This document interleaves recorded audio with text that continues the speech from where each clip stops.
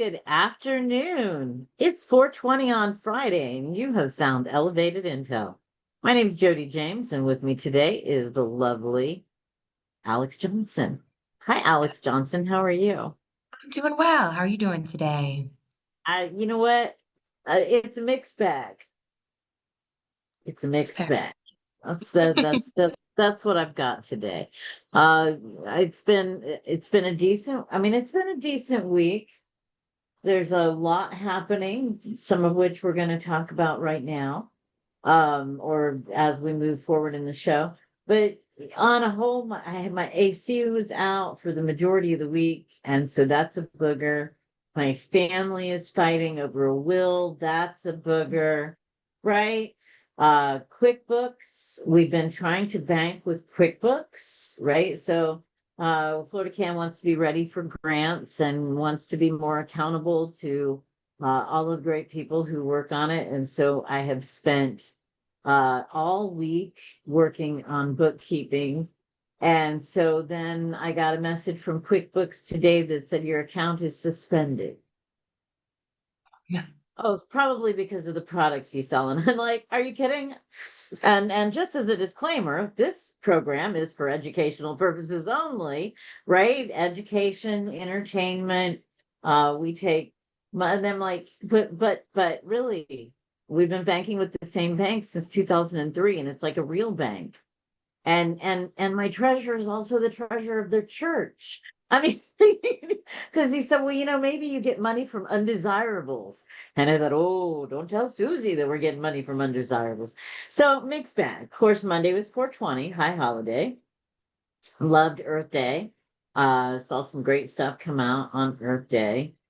But as we get into the program, you'll find that I am a bag of mixed emotions. I said, what am I going to do? I said, with President Trump, I said, I'm not entirely sure that that I'm a fan. And the Josephine, I was talking to Josephine, she said, I'm great with duality. I have no problem living in this place where everything is strange. But there's lots of news going on, and that's what we're here for, is to share some 420 news with folks, something maybe they're not watching. And you pulled some rabbits out of your hat. It was really hard to get past federal rescheduling to find news, but you found some goodies. What'd you find? Yeah. One of the things I found interesting is Germany legalized cannabis 2 years ago, April 1st. And now that it's been 2 years, we've actually gotten some data on what that looks like and what's going on there. A couple of things I thought Are were, you sure? Because yeah, April 1st, really, it wasn't a I know, joke. I know. Right? Okay. All right. Carry I on. had to Carry double on. check too. I did the same thing. I was like, is this an April Fool's joke? Florida, we've legalized marijuana every April 1st. Carry on.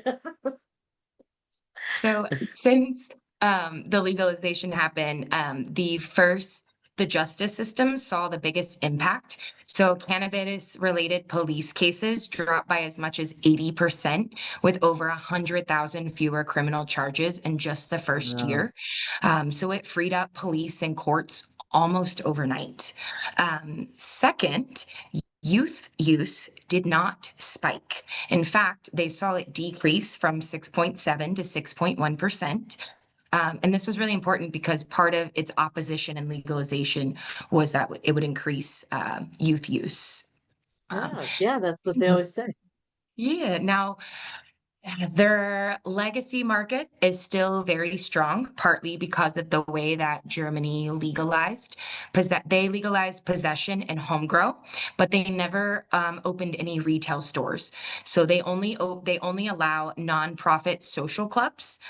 So the illicit market still fills most of the demand. Um, and politically, right now, the country is split. The center left says legalization is working, and conservatives want to roll it back. Oh, So, interesting.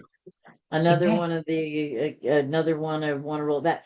And we've had that debate for a very long time. When they just legalized the people part of it, it leaves for this whole black market stuff. And now you don't have regulated supplies, you don't have regular access. We have had that discussion, whether or not, I guess that's the best of decriminalization is what that's really, and a lot of people who I've worked with over the decades, decriminalization is exactly what they wanted. Law enforcement against prohibition would say, no, we needed rules. And that's what legalization gives you is those rules. Who can sell it? Where can you have it? How are you going to get it? I didn't realize Germany's program was 2 years old. That's excellent. Thanks for bringing that to me. Is there any other stories you're following right now? I do have another story. You have more? S- What else you got? yeah. So on to science again, my Okay. favorite. I do Um, love that about you. So, one of the most interesting studies that's been published this year looked at traditional cannabis based herbal formula and compared it Mm, directly to lorazepam, which is a standard benzo that people use for sleep. This okay. randomized double-blind controlled trial with 82 adults after 4 weeks. The cannabis herbal group showed sleep improvements that were statistically non-inferior to their lorazepam, meaning that it worked just as well. So Mhm. this is huge because lorazepam has a lot of not so great side effects and can typically only be used short term. And Oh, one of very the issues interesting. is when you quit taking it, you can get rebound insomnia, making it worse than where you began. Gotcha. Um, And yes. certainly cannabis for sleep is well known, gentle enough for a baby to use. Okay, so we're going to get in trouble for that later. Not Education and entertainment, traditional uses. But yeah, in the straight formulation, when you're talking about it as an herb, right? 100%. You can use it for a tea, though if you were going to use cannabis in a tea form, you have to add some sort of fat. So milk, if you're gonna try and heat your cannabis, if not, it's not gonna extract properly. That's the lipids gonna have some kind of fat to take the cannabis out of your leaves. But yeah, that's one of the most traditional uses going back millennia. Back to India, they would add it to milk and call it bahang. And so that Bahang was a cannabis milk drink that they used for just about everything. It wasn't just a ceremonial. But of course, it's going to be real mild. You're not going to have a strong response to it. So great traditional uses. I love it when you bring the science. And speaking of bringing science, you're all dressed up and you're in this really boring room. Did you want to tell us what you're doing? Because I think it's very cool. Yeah, we're having a community cannabis education class this evening, and we've opened it up patients and community covering the endocannabinoid system, routes of administration, terpenes, and how a patient would read or navigate the registry. So I think that's a fabulous thing to be helping patients through. The medical marijuana treatment centers have a job to do and they understand the medicine. They've been trained like any other pharmaceutical rep or pharmacy tech on their medicine, but I don't know that they're necessarily getting that kind of in-depth endocannabinoid system kind of education. And not everybody cares. But if you're treating a serious condition, you need to. And if you're in the Jacksonville area, really hope you'll get involved with Florida Cannabis Action Network. Twice a month, you are out and about, and I give you a lot of kudos for this. You and I talked offline, and I said it takes a real commitment to say, look, I'm going to be out hosting 2 events a month, and that's what you do. High Society, 3 events now, if you count the Yep. walk. Yep. So, High Society, and you can find out about High Society by getting on the Florida Can email list, but it's the second Second Tuesday of the month month, in San and Marco, and third Thursday of the month out across the river, there Orange you go. Park. There Yeah. you go, in Orange Park. And you walked. I was just the Mary Walkers Yes. is something that you started just recently, yeah. Yep, that was last weekend. We kicked off 420 weekend with the Mary Walkers, and it was a lot of fun. We all took a 3 mile walk together in the community. You'd walk with someone or a group for a little bit, and then you'd see people kind of shift and adjust. And it was probably my favorite event that we have done, and I'm excited for it to continue. That's all about wellness. And that was supposed to be the idea, right? Is that we're Yes. trying to grow together. to be well. I see we've got a number of folks that have tuned in, and I'm sure they're tuned in to find out what's going on with kind of some of the rescheduling stuff. I did want to give a shout out to Maine before we, or I'm sorry, to Massachusetts before we get into the rescheduling discussion. Massachusetts has been legal for several years, and now they have gone back, looked at what's going on in Massachusetts, and they have actually increased the upper limits for adult use. So you could buy an ounce, now you can buy two. They decided that having a marijuana commission, cannabis commission, was really the way for them to do it. They're going to overhaul their commission. Still no open container, still no public smoking. So as we move forward on this, you know, those are the kind of things. It was astounding when you said that they've had 100,000 fewer arrests in Germany, because Minnesota, the first 3 months that they legalized, they had more arrests because suddenly open container was a crime. And so every time cops pulled somebody over and they didn't have their weed in the trunk, they got in trouble. So more arrests under legalization, not fewer arrests. Huh. The other thing that I am just loving is the psychedelics discussion. So Joe Rogan was in the Oval Office just this past weekend. Talk about 420. Joe Rogan was in there, and I said a couple, I guess last week, I do celebrate, you know, Albert Hoffman's bicycle ride. It's on my calendar next week. That was the Albert Hoffman passed away. God rest his soul. And so it's something that I have paid quite a bit of attention to over the decades. I used to have a lot of migraine headaches, and I was talking to a friend of mine about my migraine headaches, and they weren't migraines. He very quickly diagnosed me with what was called a cluster headache, which is in that same category. And at the time, John Hopkins was doing two trials on psychedelics, mushroom, psilocybin at the time, to stop those headaches. So it isn't a one time, it'll make me feel better for a little while. It's like they stop. You don't have them anymore. And psilocybin was the drug, but I had not been diagnosed with it long enough to be part of a trial. So I did an N of one study. That's when one person tries one thing one time. And I am telling you, it works. So education and entertainment purposes only.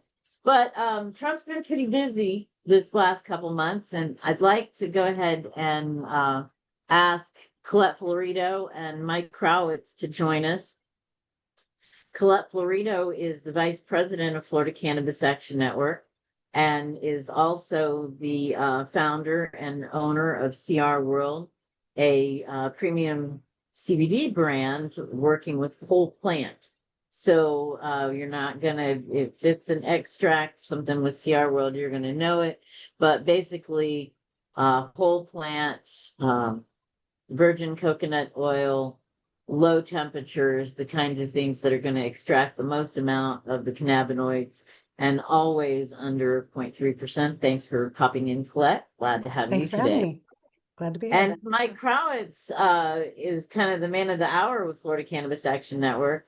I've known Mike for, more than, 96 was 30 years ago now, Mike. Saying. So Yeah. I've known Mike for 28 years now. You could say last century if you also wanted to. I'm just saying. Well, Known him since last century. it was like last decade. No, last century. Oh my. Been around a long time. We were probably the first time we were together was in Philadelphia as part of a class action lawsuit. Mike has been part of several federal lawsuits over the past 25, 30 years. Worked at the United Nations. We put together some outlines for presentations to delegates at the United Nations. He was that first canary in the coal mine, telling American advocacy organizations that really all of the heavy lifting was going to happen at the international level. So we reported in December that President Trump signed an executive order calling for the immediate rescheduling of cannabis. It was something that had been started during the Biden administration. The Biden administration took forever rolling out hearings. There was lots of opposition, and basically things got stalled, right? But we've been hearing this for a long time. Florida Cannabis Action Network has a great paper on our website about federal rescheduling and the reason that we believe that cannabis flower should be decontrolled, so removed entirely from the Controlled Substance Act. That was the position we took, that it was more traditional like tobacco, right? There's a reason that tobacco is not in the Controlled Substance Act. And I have one reason that I believe. Mike's probably going to tell us the truth before we're done. And then President Trump signed his executive order. We all scratched our head wondering if Pam Bondi really would reschedule marijuana. Well, the answer to that would be no. Pam Bondi will not reschedule marijuana, and Pam Bondi No, she doesn't did work here not. anymore. So, Mike, I think that what happened this week did not take you by surprise. Is that accurate? Were you surprised? No. No, just no.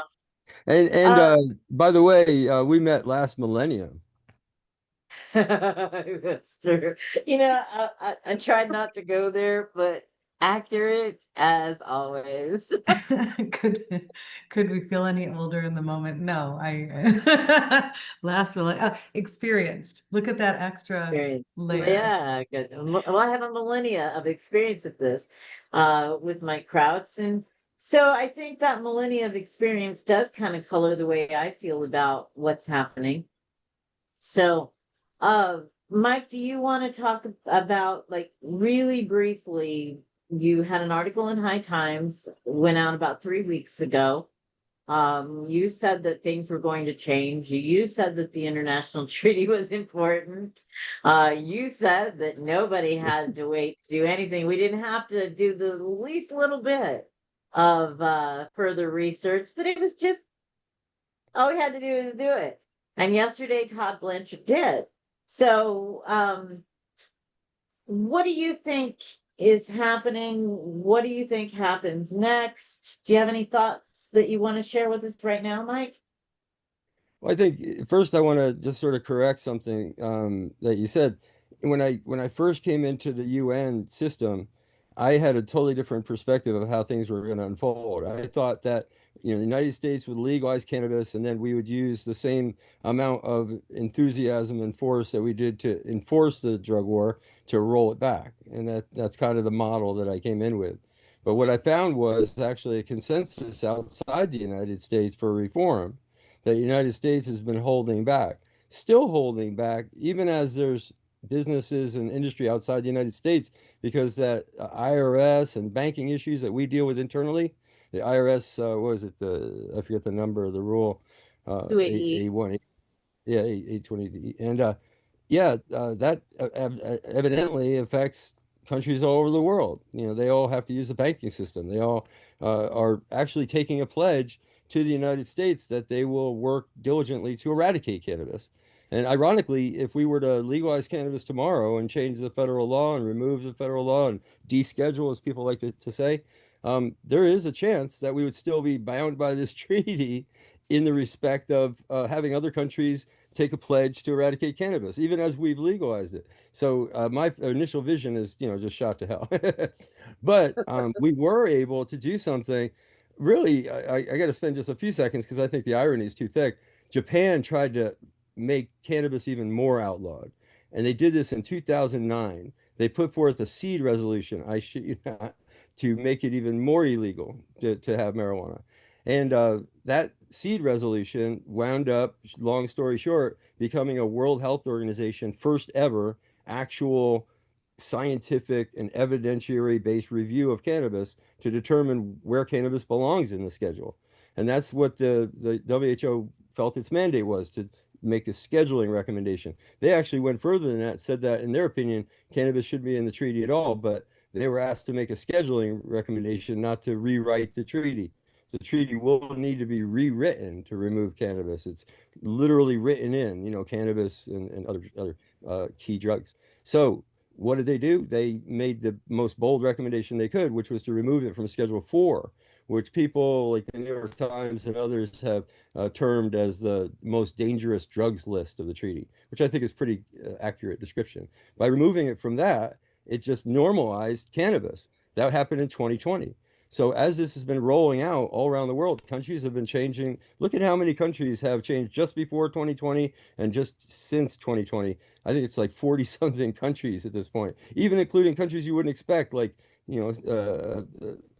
friggin' the Philippines, and there's even some medical cannabis use in Russia and other. So yeah, the world gets it. They understand what it means to be normalized. Medical cannabis is a normal thing, a normal medical agent, still controlled, which has its own meanings, but one of the meanings is not to restrict access. One of the meanings is actually quite the opposite, to ensure access. So now you've got these international bodies that used to yell at us for having medical marijuana in California or whatever. Now they're actually asking the US, why aren't you implementing medical cannabis?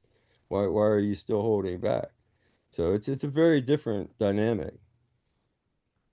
So, Alex, you started this out with maybe not entirely sure how you feel about all this, and did you have some questions and concerns? Can I ask you to kind of come on and talk a little bit about your questions and concerns? Yeah, of course. Thank you. So my biggest issue is I know a lot of people are excited about the possibility that insurance down the line is going to be able to cover cannabis with the rescheduling. And I actually, that is part of one of the things I'm the most afraid of is insurance companies and the pharmaceutical companies taking over the cannabis. As a type 1 diabetic, there's a lot of medications and devices that I have to have. And for years, through insurance, have had to fight to have access to the medicine and the products that work best for me. And even when my doctor would write letters and explain that with my combined conditions, why one was better, the insurance company would still say, no, you can't have it.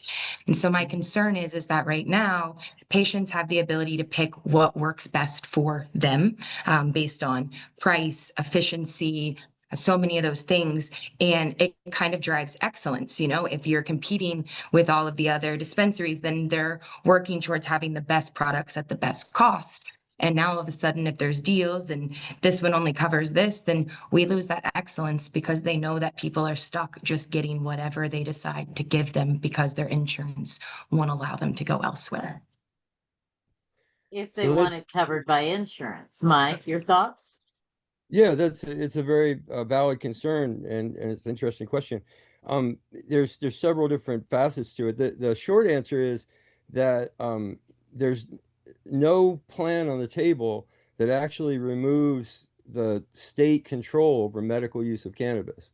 So if you're looking at the rescheduling, Todd Blanche's order, Acting Attorney General issued an order with the full authority of the Attorney General, who's given full authority to make these orders under our Controlled Substances Act, just ordered that medical cannabis will now be considered state-run, nationally regulated. Nobody knows what that means. Nobody knows. If anybody says they know what that means, they're lying to you. But one thing it doesn't mean is really a concern in regard of insurance, because if anything, it's going to stay the way it is for now. And there's no way that national insurance companies can step in until there's some FDA approved substance. And the thing about the FDA is they're above all this. It's kind of funny, but as the industry is kind of panicking, a lot of people out there are panicking about the FDA getting more control. That's not really true. I've spent a lot of time in my 10 years as an activist to stamp out things that are untrue as hard as I try to enforce things that are true. And the truth of it is actually that pharmaceutical companies have had an edge all along. They've got no problem at all working under Schedule 1. In fact, they have figured workarounds that work quite well, like the current drugs that are on the market in the United States. Epidiolex is one of them. It's a drug that was first engineered in Great Britain, where they enjoyed much easier control over how they cultivate the cannabis. Here in the United States, it's quite onerous to cultivate cannabis under Schedule 1. But if you just work on the product in Great Britain and then just bring the finished product here, it's just a normal FDA process from there. And that's what happened with Epidiolex. I would be remiss if I didn't mention that the reason why Epidiolex came in a fast track was because parents of little children dealing with like Dravet syndrome and other very serious seizure disorders actually asked the FDA, got their doctors to write the letters, got the fast track approval, brought it to the United States, did the trials, and the trials were successful. But the bottom line here is that there's nothing that prevents the pharmaceutical companies from doing whatever they want right now. And there's nothing that's going to give them more of an edge under Schedule 3.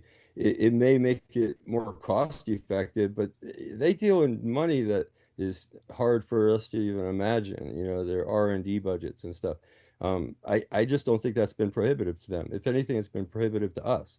And we should be looking at good products that are in dispensaries right now, hopefully talking to FDA lawyers about filing applications and as their Schedule 3. We should see a flood of FDA approval recommendations coming through once it's Schedule 3 from small actors, people that represent products just like the ones you're talking about that may actually be, of some use. I hate to put down Epidiolex and Marinol and pure synthesized THC, etc., but they all suck basically.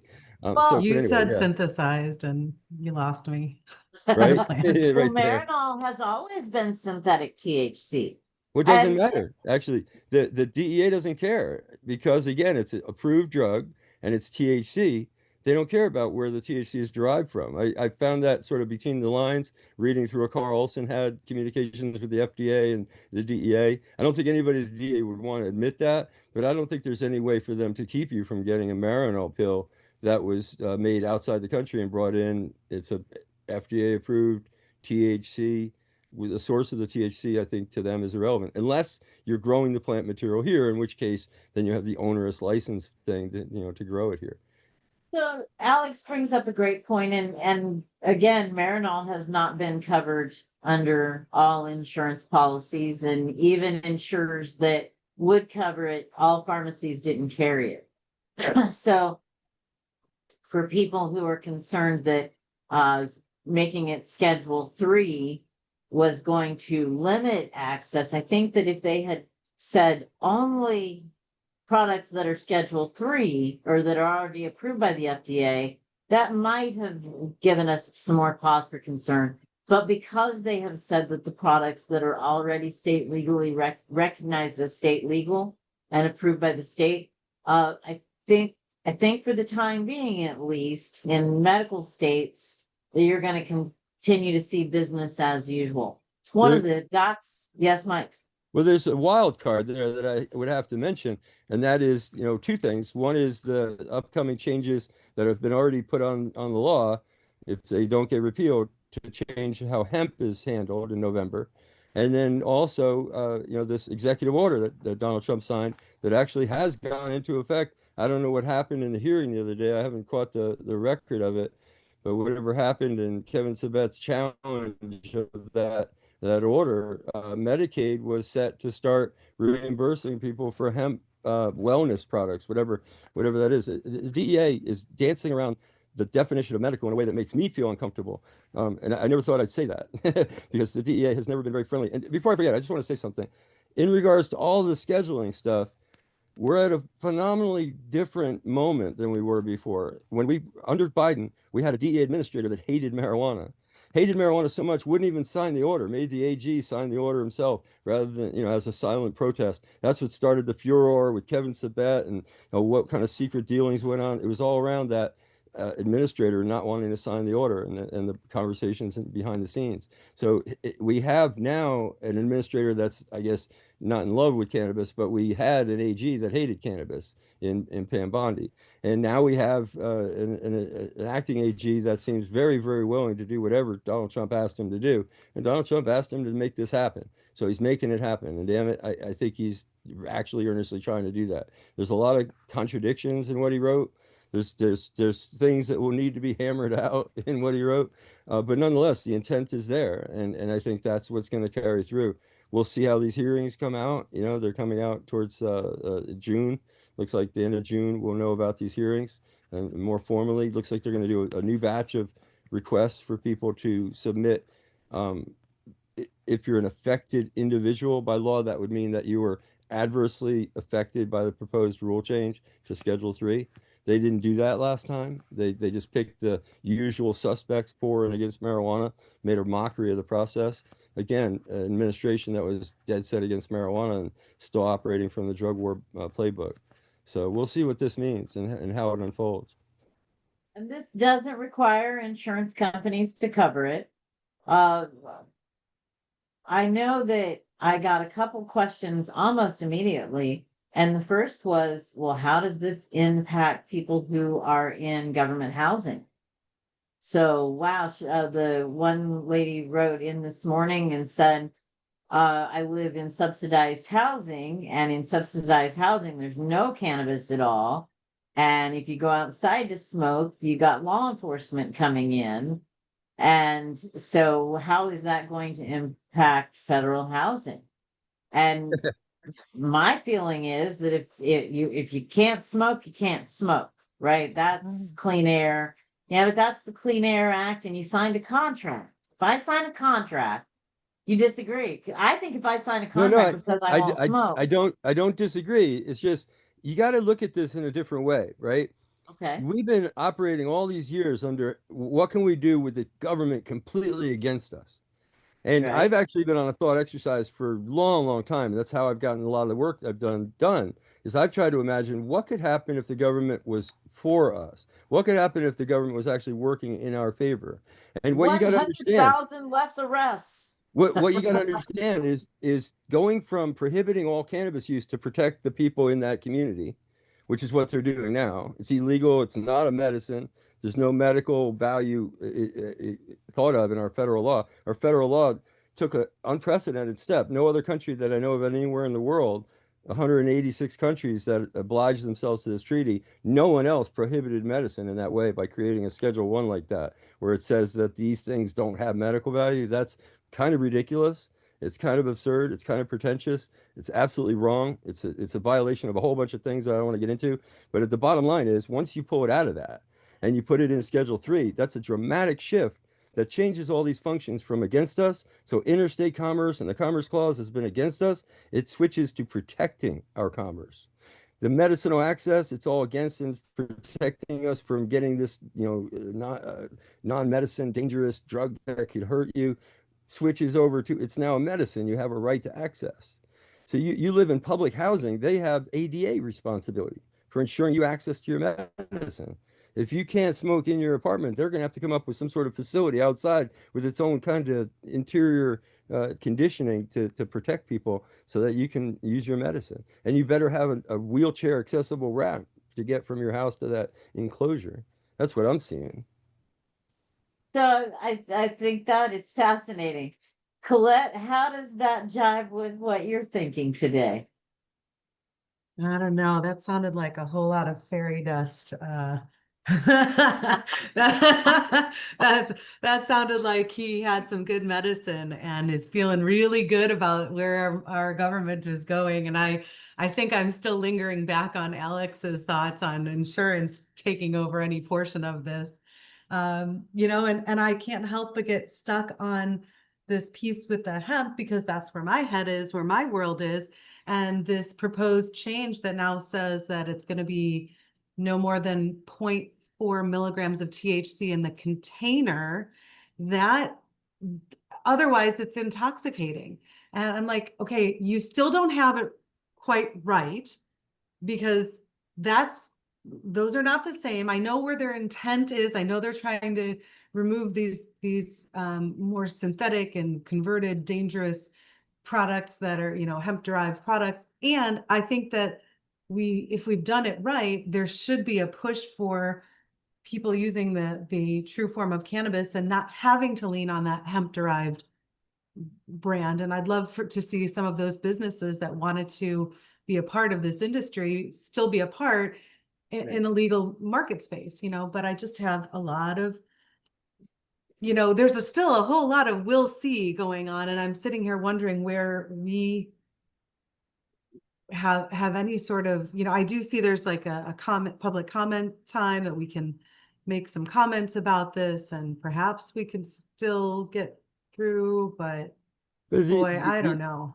These are two different things that you're bringing up, though, and I need to separate True. them. So True. hemp is not on the table as far. The DEA has stepped right in this and really confused things, because they actually, when they descheduled CBD, they cited the treaty, and that's cool, and they cited the World Health Organization and change of its position, which is cool. Those are all good evidence points to base their rescheduling or descheduling in this case on. However, they also cited the hemp bill and the farm bill. And by citing the farm bill, they inadvertently stepped out of the lane that the drug companies certainly thought they were in, which is that scheduling applies to the thing that got scheduled, which was Epidiolex. That's what was on the table. That's what they were talking about scheduling. The DEA said, CBD is CBD. Whoa, wow. Mind blown. Okay, where are we at now? All right, so set that aside for a moment and then go back to rescheduling, because rescheduling is something that really affects veterans. Veterans, we got a policy back in 2010 that said in writing, we are not going to write a recommendation, even though it's under law. We're required to write that recommendation for you to get this cannabis under doctor's orders in the state program. You need to have us, your doctor, your primary care doctor. Literally, there's a federal law that says they're supposed to fill out those forms for you to do those things, like get a handicapped driver's license or a parking permit for your car, for example. You never seen a veteran have trouble doing that because it's under federal law that they're mandated to do that for your state needs. They made a carve out because of what the DEA threatened them way back in the Conant days, Conant versus McCaffrey days, another decade earlier. But that stuck with them, and the DEA threat kept the VA from ever stepping a foot into that medical marijuana world in the state, citing that it's under federal law, it's illegal. So we can treat the veteran, we can talk about cannabis, we can make all these recommendations and stuff, but we can't put it in writing for you to use in the state because the DEA said that would be aiding and abetting you getting cannabis. So by putting it very clearly in writing, the minute it's Schedule 3, we can have our doctors, and the doctors have been somewhat psychologically prepared for the day where they're going to be asked, and they're going to have to, by their medical ethics, their standards of care, by the federal law, by the state law, write you the damn recommendation so you can go down and get your card at the state level. So I bring all this up because it's tuned us in to what actually will happen. And I got to say one more thing, Jodi. There's a mountain of stuff that won't be touched by rescheduling. All the criminal penalties, all the criminal sanctions, all the drug war stuff, all the racist, fill your prisons crap is all going to still be there, like mountain of, what it is, until we chip away at it through an actual change in federal law. But this rescheduling is going to dramatically affect those little people that it will affect, like mom and pop in the federal home, like the VA nursing homes, like the VA hospital itself. I can get arrested going to the VA hospital for carrying my medicine. Now, you say that in any other country, and I think they say that can't be true. Tell me how that could possibly be true. We used to say that shouldn't be true here also. Colette, you wanted to chime in? Well, and I just add, I think, to Mike's point, looking at it from my hat in the senior space, and how there has always been this pushback from communities. There has always been this pushback from organizations like the Area Agency on Aging, not because they didn't necessarily believe in the products, but because they were held back by federal funds that could get pulled at any time if they are in the wrong direction. So from that perspective, I can see the benefits. I can see that maybe someday there's hope that there will be that place for me to stay. And like Mike described, we'll have a cupboard and it'll have the wheelchair ramp, and it'll be ready for me. So I'm excited about that. I think that we've got some hope on the front, and using it in hospitals, just that whole piece of education and knowledge and acceptance, can trickle down from this policy change. So I said at the beginning of the episode today that it was kind of a mixed bag this week. And I think that my initial thought was and I saw it first thing Thursday morning, my first thought was, wow, no, pat yourself on the back for a minute, celebrate that we have seen in 6 months, the period of 6 months, we have gone from no US president had gone this far before to cannabis really is no longer a Schedule I drug, provided that it is certain cannabis under certain, and then I won't forget that there are certain caveats, but medical marijuana is a real thing. And they did not take away my state program. If anything, they have codified my state program. I always think about the arrests and the number of people who are going to be arrested. Again, when Alex said 100,000 fewer criminal justice encounters in Germany, it's because of the attitude of the higher ups. That's not rank and file. That's somebody saying we're not arresting people anymore, as opposed to Minnesota that said, oh, if your container is not in your trunk, we're going to cite you. And so suddenly Minnesotans that never would have been in trouble before because of decrim or whatever, just the act of having it. We fought last year about whether or not it can be in the passenger part of a car. That was a discussion that we were having at the legislature. I have flipping my little pill bottle that's not even marked, that has my controlled substances in it because I got them from a pharmacy. They're blood pressure medicine and stupid stuff, but I don't even have it in its own marked container. The law says I'm supposed to, but nobody enforces that law. And so I am thinking I should be able to carry my state legal medicine into Georgia when I drive my car, so long as I have my state card and it is in its original packaging and it's got my name on it. I read there's a 33-page piece out that was put together by the DEA. And I read that and I'm like, oh, check this out. According to international treaty, all of the marijuana that gets sold in the United States has to be sold by the DEA. So I learned that our friends at the Flowery and our friends at, well, I don't know that I have any friends at Cureleaf, but the folks at Cureleaf and Planet 13 and all these True Leaves, everything that they grow, they have to sell to the DEA, and the DEA will sell it back to them. This is not freedom. That doesn't work. It doesn't work that way in practice. I hate to correct the Attorney General, but I will correct the Attorney General as well. It said it'll be at the same price, but you'll have to pay a fee. The drug control treaties recognized the very first national medical cannabis program in the 90s, I think it was. That was the Netherlands. And the Netherlands set up a national cannabis agency in compliance with the treaty.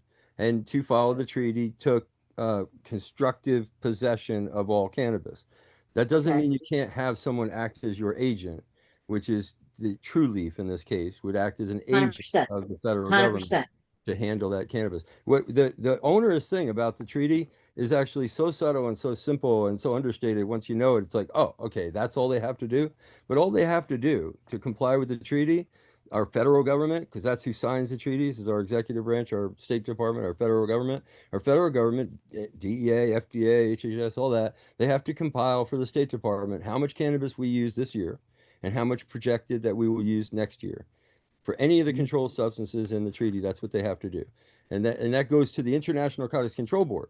This little board, 13-member board, actually processes the paperwork for 186 countries on how much cannabis they use and how much cannabis they project to use, plus all the other controlled substances. And that's why the International Narcotics Control Board has this sort of special inside relationship with all these countries, because they talk to them privately about, filling out the forms and other mundane questions about the treaty. Over time, they've come to be the go-to source for countries to get treaty information, but they are in no way an authority on what the treaty says, nor are they in any position to be the treaty police or tell any country what to do in any way, shape, or form. So keep that in your mind while you're reading any sentence that has the letters INCB in it. So these didn't. Page 15 of Oh, I get it. the I know the DEA. reference.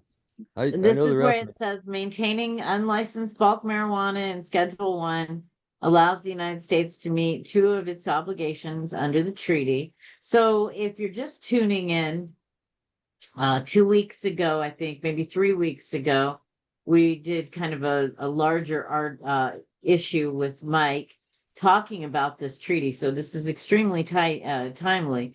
But in that same page 15, it says second, as also discussed pursuant to 2008 OLC opinion, DEA must buy marijuana crops from registered marijuanas to be the seller of that marijuana to any eligible registered purchaser.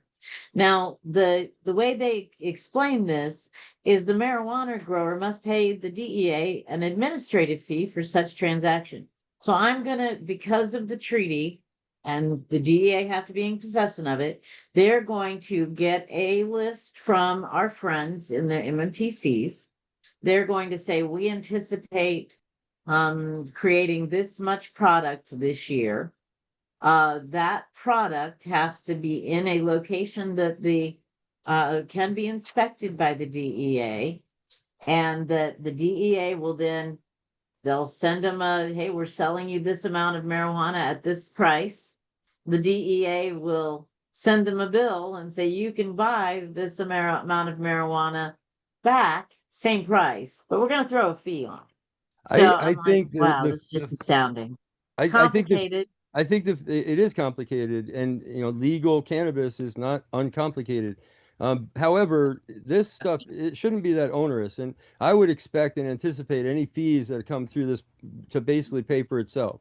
In other words, if they have to have an agent that goes out and does inspections, you'll pay their, collectively, you're going to pay their wage. And if there's any administrative cost to filling out the paperwork, but they already have to fill out the paperwork. If they try to charge like real money, they're going to get sued, and the people will win.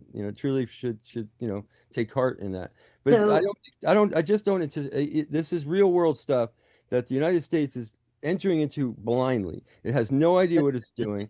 It needs to set up an agency. You notice that we haven't done that. We don't have a national cannabis agency, nor do we have one projected. That is a much stronger violation of the treaty, because the treaty requires a singular agency. We have some things that are done by NIDA, some things that are done by NIH, some things that are done by the DEA. That's not acceptable, really. That creates complication at the international level that was foreseen in the treaty. That's why they asked you to have a singular agency to handle this stuff. So, the contracting out and how those contracts look, we have models. We have now the Netherlands, we have Germany, we have Colombia, we have Uruguay, many models.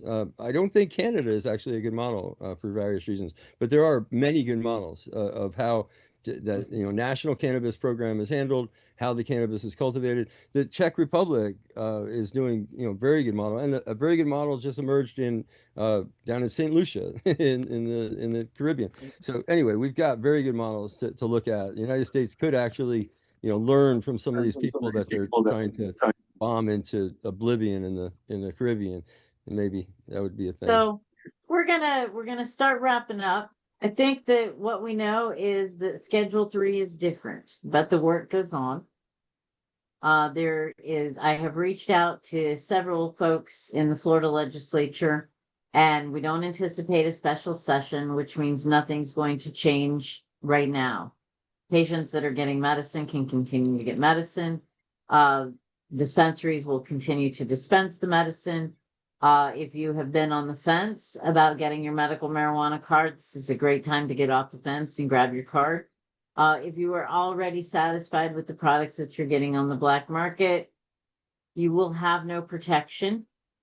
You will have a certain level of protection under the state legal program.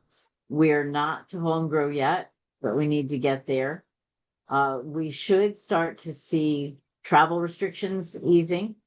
We should start to see the inpatient use easing.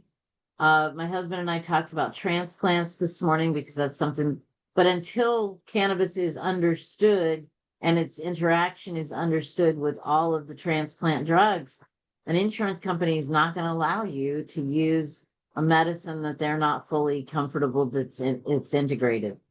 So this is the beginning of a discussion, not the end of one. Mike, you had a thought as we wrap up? Yeah, I just had a closing thought, and that is, what I would really pay attention to if you want to work on these issues, sort of helpfully in the cannabis space, watch the U.S. Congress, especially the Senate. There's a handful of senators that have been very outwardly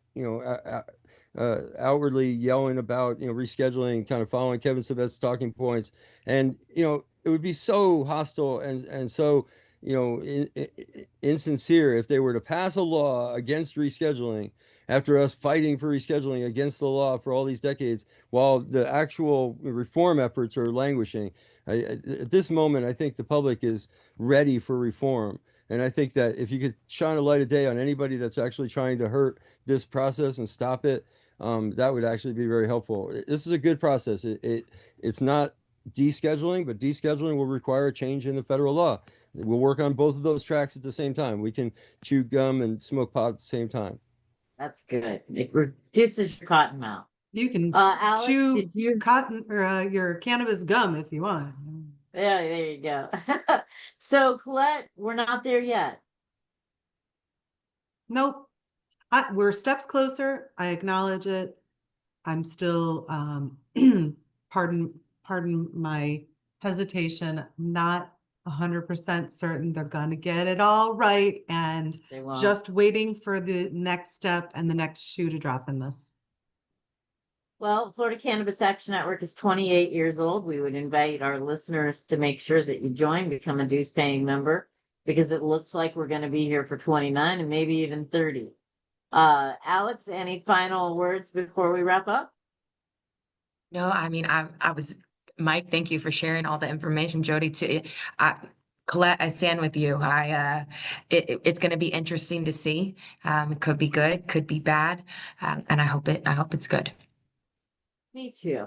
Well, and nothing happens in a vacuum. We have some control over whether it is good. And so Florida Cannabis Action Network is going to go into our annual meeting on May 3rd. And I'm sure that we'll have more to discuss. For those of you who have been looking at this for a long time, cannabis is no longer illegal in your lifetime. That's kind of weird, right? It is no longer Schedule 1 on the controlled substance. There is a medical exception. And we're not done with this. In June 29th, they're going to begin rehearing this. And there's discussion about legalization. So stay tuned. Florida Cannabis Action Network is going to bring you all of the elevated intel. I do guess we have a question. What's the question? How are we going to keep the growing out of federal hands? How are we going to keep the growing out of federal hands? So we're talking about home growing. Interesting. My first thought on that is the growing has already been in federal hands because there was only one place in the United States that was licensed to grow it, and that was the University of Mississippi. So through the research program, we've been fighting that for a long time, and I guess the answer to how we're going to keep it out of the government's hands is the same answer as before it was Schedule 3. People like you who care about this issue are going to work with other people with like minds. You're going to expand your network. You're going to put action behind your passion. And in a perfect world, you'll join Florida Cannabis Action Network. All right, that's all the elevated intel you're getting from us today. We will have more questions, and we are very excited. Colette says state-run but nationally regulated. That's an exclamation point. It might be a question mark. Thanks, everybody. We'll explore this question and many more next week on Elevated Intel. Like, share, and be sure to leave us your comments. Thanks.